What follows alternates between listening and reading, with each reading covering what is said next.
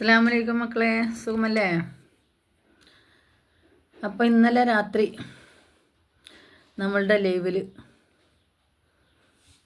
ഒരു 5-6 ഇരുകാലികൾ വന്നിട്ടുണ്ടായിരുന്നു. ഇരുകാലികൾ എന്ന് പറഞ്ഞാൽ നിങ്ങൾക്ക് മനസ്സിലാവും വിചാരിക്കുന്നു. ഇരുകാലികൾ.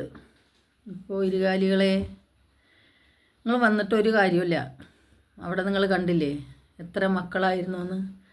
അപ്പോൾ നിങ്ങളങ്ങനെ വന്നിട്ട് ഒരു കാര്യമില്ല, ഒരു കാര്യം നടക്കൂല, നിങ്ങൾ വിചാരിച്ച കാര്യങ്ങൾ നടക്കൂല. അപ്പം എൻ്റെ മക്കളെന്നോട് പറഞ്ഞാൽ എന്താണെന്നറിയോ? ഉമ്മച്ചി കണ്ണടക്കൂ, ബാക്കി ഞങ്ങൾ നോക്കിക്കോളാന്ന്. അങ്ങനെയുള്ള കമൻറ്റ് വരുമ്പോൾ ഉമ്മച്ചി കണ്ണടയ്ക്കൂ, ബാക്കി ഞങ്ങൾ നോക്കിക്കോളാന്നാണ് പറഞ്ഞത്. അപ്പം ഞാൻ എൻ്റെ ധൈര്യത്തിൽ മാത്രമല്ല, ഞാൻ എൻ്റെ മക്കളെ ധൈര്യത്തിലും കൂടിയാണ് ആ സമയത്ത് ലൈവിൽ വരുന്നതെന്ന് നിങ്ങൾക്കറിയാം. ഞാനൊരു 10:45-11 മണിയാകുമ്പോഴത്തേന് ഞാൻ നിർത്തുന്നതാണ്. അതെൻ്റെ മക്കൾ പറയും ആ സമയമാകുമ്പോൾ ഉമ്മച്ചി ഇനി പോവാം, പോയിക്കോളിയും എന്ന് എൻ്റെ കാക്കവും പറയും, മതി നിർത്തിക്കോ എന്ന് പറയും. അതേമാതിരി എൻ്റെ മക്കളും പറയും, ഉമ്മച്ചി മതി പോവാം എന്ന് പറയും. കാരണം ഈ രാത്രി ആകുമ്പോഴാണല്ലോ ഫുൾ ടാങ്ക്, പിന്നെ ഇവിടെ വയ്ക്കുന്ന ആളുകൾ, അതേമാതിരി MTM ഒക്കെ അവർക്കൊക്കെ കൂടുതൽ ഇളക്കം വരുന്നത് രാത്രി ആകുമ്പോഴാണ്. പകലാകുമ്പോൾ തന്നെ ആരൊക്കെ എന്തെങ്കിലും തല്ല് കിട്ടും. അത് കാരണം കൊണ്ട് രാത്രി. പിന്നെ നമ്മളെ ലൈവിൽ വരുന്ന ഇന്നലെ വന്നതിൽ ഒരു 2-3 ആൾക്കാർ എനിക്ക് അറിയാവുന്ന ആളാണ്. പക്ഷെ അത് പേര് മാറ്റി വന്നു എന്ന് വിചാരിച്ചിട്ട് ആളെ അറിയില്ല എന്ന് വിചാരിക്കണ്ട. ആളറിയുന്ന ആൾക്കാർ തന്നെയാണ് വന്നിരിക്കണം എന്നുള്ള കാര്യത്തിൽ യാതൊരു സംശയമല്ല. അത് ഈ വൈകുന്നേരത്ത് ഇതേമാതിരി ചെയ്യുന്ന ആളാണ്. പിന്നെ അതിൽ സ്ത്രീയുമുണ്ട്. ആ സ്ത്രീയും അതിനെയും നമുക്ക് മനസ്സിലാക്കാം. കാരണം ഇന്നലെ രാവിലെ ഞാൻ 10 മണിക്കിട്ട ലൈവിൽ ആ സ്ത്രീ വന്നിട്ടുണ്ട്. ആ സ്ത്രീ വിചാരിച്ച് എനിക്ക് അറിയുന്നില്ല എന്ന് വിചാരിച്ചു. പക്ഷേ എനിക്ക് അറിയുന്നുണ്ട്. അത് പേര് മാറ്റിയാണ് വന്നിരിക്കുന്നത്. സ്വന്തം പേരും ഭർത്താവിൻ്റെ പേരും മാറ്റിയാണ് വന്നിരിക്കുന്നത്. അതുകൊണ്ട് നമുക്ക് മനസ്സിലാവായൊന്നുമില്ല. പക്ഷെ ഞാൻ എന്താ വിചാരിച്ചതെന്നറിയോ? ഈ പറയുന്ന മാതിരി തന്നെ നാളെ മരിച്ചു പോവേണ്ട മനുഷ്യന്മാരാണ്. അപ്പോൾ അതിന് നമ്മൾ മനസ്സിൽ കിബറ് വെച്ച് പോവണ്ട. അങ്ങനെ അത് അങ്ങോട്ട് പോവുകയാണെങ്കിൽ ആ പ്രശ്നങ്ങൾ അങ്ങനെ അങ്ങോട്ട് തീരുകയാണെങ്കിൽ തീർന്നോട്ടെ എന്ന് വിചാരിച്ചിട്ടാണ്. അല്ലാതെ നമുക്ക് ആളറിയാഞ്ഞിട്ടൊന്നും അതിന് മറുപടി പറയാൻ അറിയാഞ്ഞിട്ടൊന്നുമല്ല. അപ്പോൾ ഇന്നലെ വൈകുന്നേരത്തിട്ട 9 മണിക്കിട്ട ലൈവിൽ എൻ്റെ മക്കളായ 6-7 മക്കൾ അവിടെ ഉണ്ടായിരുന്നു. അതായത് കുറച്ച് നേരം പോവുകയാണ് ഉമ്മച്ചി, ഇനി ഉറക്കം വരുന്നു എന്ന് പറഞ്ഞ് പോയി മക്കളും കൂടി ഇവിടെ മറ്റുള്ളവർ പറയുന്ന മെസ്സേജ് ഇതും കേട്ടിട്ട് എൻ്റെ മണ്ണാർക്കാട് മണിമുത്താണെങ്കിലും എൻ്റെ ഷെമി, എൻ്റെ ജംഷി, എൻ്റെ അൻവർ, എൻ്റെ റബീഹ്, അതുമാതിരി എൻ്റെ മറ്റുള്ള മക്കൾ, എൻ്റെ ഖുറൈശി, അതേമാതിരി എല്ലാ മക്കളും ആ ഭാഗത്തേക്ക് അപ്പോഴത്തേന് ചാടി ഇറങ്ങി. അപ്പോൾ നിങ്ങൾക്ക് ഞാനതിനൊരു മറുപടി, നിങ്ങൾ കമൻ്റ് ഇടുന്ന അതേ രൂപത്തിൽ എൻ്റെ കയ്യിൽ നിന്ന് നിങ്ങൾക്കൊരു മറുപടി കിട്ടില്ല. നിങ്ങൾക്ക് കിട്ടില്ല.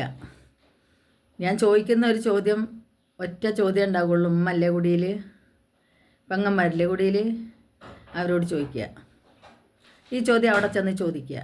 ഇത് മാത്രമേ കാര്യം എൻ്റെ കന്ന് കിട്ടുള്ളൂ. അല്ലാത്ത ഒന്നും എൻ്റെ കന്ന് കിട്ടില്ല. കാരണം എനിക്കത് പറയാൻ പറ്റില്ല. കാരണം എന്താ വെച്ചാൽ എന്നോട് ഒരാൾ ചോദിച്ചു, എന്താണ് മറ്റുള്ള ലൈവിൽ പറയുന്ന തെറി നിങ്ങൾ കേട്ടില്ലേ? അപ്പോൾ അവരെയാണോ നിങ്ങൾ സപ്പോർട്ട് ചെയ്യുന്നത് എന്ന് ഒരാൾ വന്നിട്ട് എന്നോട് കമൻറ്റിൽ ചോദിക്കണമെന്ന്. അപ്പോൾ എനിക്ക് പറയാനുള്ള എന്താണെന്നറിയോ? ഓരോരുത്തരും ഓരോ വ്യക്തികളാണ്. ഞാനല്ല മറ്റൊരാളല്ല ഞാൻ.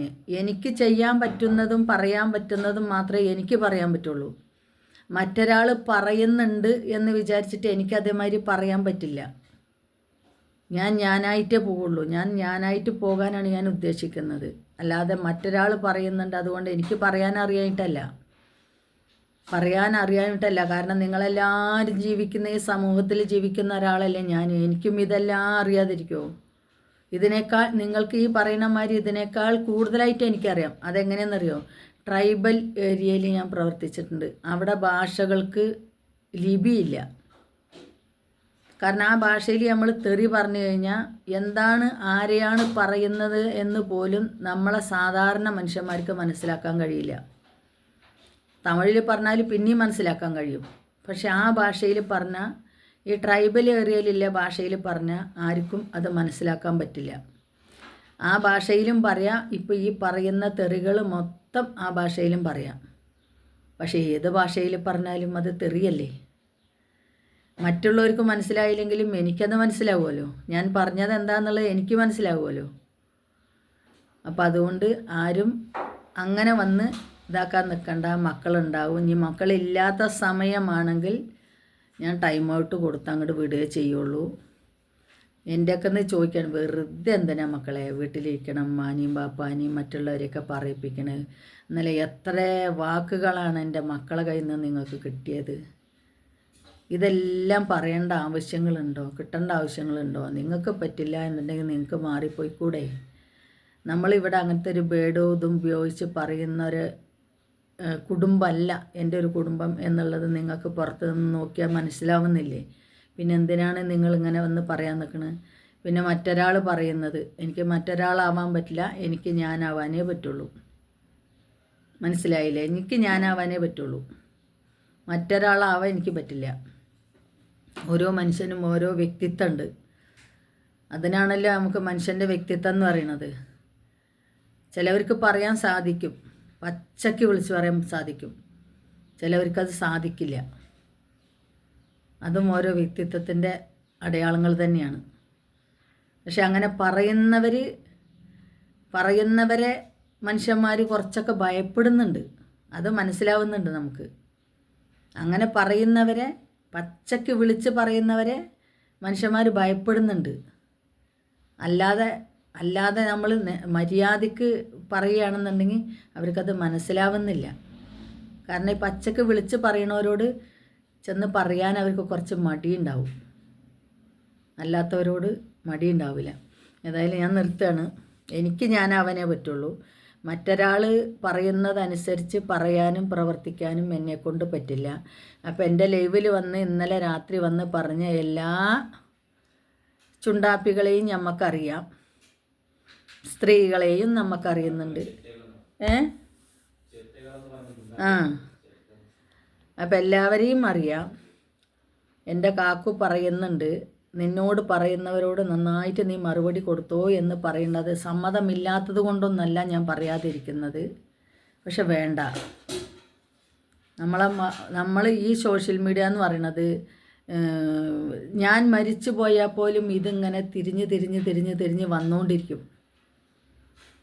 ഞാൻ മരിച്ചു ചിലപ്പോൾ വർഷങ്ങൾ കഴിഞ്ഞ് എൻ്റെ ശരീരം എല്ലും മുള്ളും ദ്രവിച്ചു പോയിട്ടുണ്ടാവും. പക്ഷെ എന്നാലും ഞാൻ പറഞ്ഞ വാക്കുകൾ ഇതിൽ തിരിഞ്ഞു വരും.